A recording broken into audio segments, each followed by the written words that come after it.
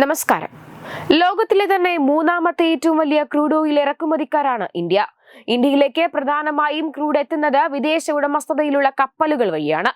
ഇതുകൊണ്ട് തന്നെ റഷ്യയുമായി ബന്ധം പുലർത്തുന്ന ടാങ്കറുകൾക്കും മറ്റും അമേരിക്ക ഉപരോധം ഏർപ്പെടുത്തിയപ്പോൾ അത് ഇന്ത്യയെയും ബാധിക്കുന്നു.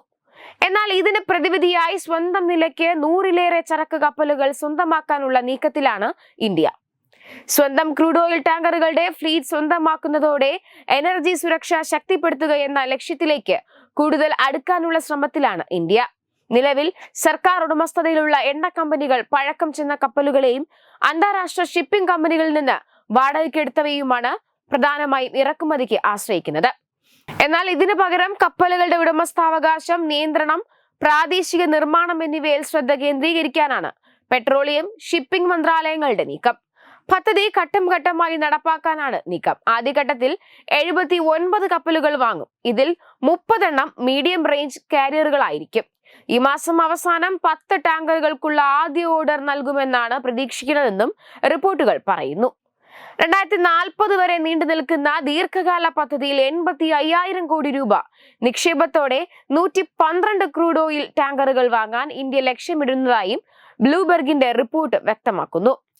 വിദേശ കമ്പനികളുമായി സഹകരിച്ച് നിർമ്മിച്ചവയാണെങ്കിൽ പോലും പ്രാദേശികമായി നിർമ്മിക്കപ്പെടുന്ന കപ്പലുകൾക്ക് മാത്രമേ ഈ കരാറിൽ പരിഗണന ലഭിക്കൂ.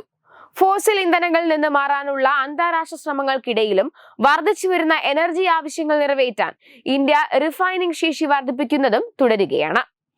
റിഫൈനിംഗ് ശേഷി നിലവിലെ 250 ദശലക്ഷം ടണ്ണിൽ നിന്ന് 2030ഓടെ 450 ദശലക്ഷം ടണ്ണായി ഉയർത്താനാണ് രാജ്യം ലക്ഷ്യമിടുന്നത്.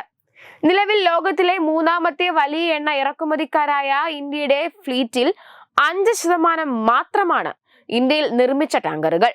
2030ഓടെ ഇത് 7%, 2047ഓടെ 69% ഉയർത്താൻ സർക്കാർ ഉദ്ദേശിക്കുന്നതായും വൃത്തങ്ങളെ ഉദ്ധരിച്ചുള്ള റിപ്പോർട്ടിൽ പറയുന്നു.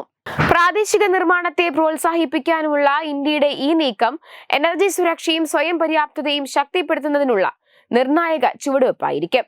വിദേശ ആശ്രിതത്വം കുറയ്ക്കുന്നതിനൊപ്പം ഈ പദ്ധതി ആഭ്യന്തര ഷിപ്പിംഗ്, നിർമ്മാണ മേഖലകൾക്ക് ഉണർവ് നൽകുകയും ഇന്ത്യയുടെ വികസന ലക്ഷ്യങ്ങൾക്ക് അനുസൃതമായി മുന്നോട്ടു പോകാൻ സഹായിക്കുമെന്നും വിലയിരുത്തപ്പെടുന്നു. ഇന്ത്യയുടെ റഷ്യൻ ക്രൂഡ് ഓയിൽ ഇറക്കുമതി 2025 മെയ് മാസത്തിൽ പ്രതിദിനം 18 ലക്ഷം ബാരലിലേക്ക് ഉയരുമെന്ന് കപ്പൽ ട്രാക്കിംഗ് ഡാറ്റയായ ക്ലെപ്പർ വ്യക്തമാക്കുന്നു. കഴിഞ്ഞ 10 മാസത്തിനിടയിലെ ഏറ്റവും ഉയർന്ന നിരക്കാണിത്. ആഭ്യന്തര റിഫൈനറുകൾ റഷ്യയിൽ നിന്നുള്ള ലൈറ്റ് ഗ്രേഡായ ESPO ബ്ലെൻഡിന്റെ സംഭരണം വർദ്ധിപ്പിച്ചതാണ് ഈ വളർച്ചയ്ക്ക് പ്രധാന കാരണം. വെബ് ഡെസ്ക് തത്തുമൈ ന്യൂസ്.